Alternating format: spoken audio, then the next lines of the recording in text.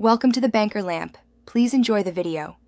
You start by opening the model or importing the DWG/DXF at the right unit so scale is trustworthy. Once done, switch camera to parallel projection and choose top view. This flattens perspective into a true plan. Make sure tags, layers are visible so you can hide clutter. Hide furniture, plants, and roof geometry now. You want a clean canvas before slicing. Think of this as preparing a paper drawing rather than modeling in perspective.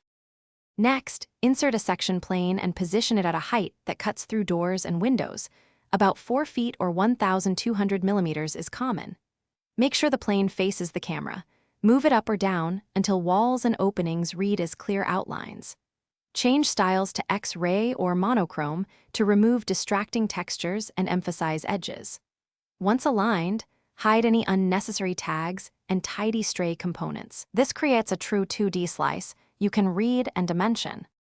Finally, verify scale with the tape measure tool and set a scene to lock camera, view, and layer visibility for future recall.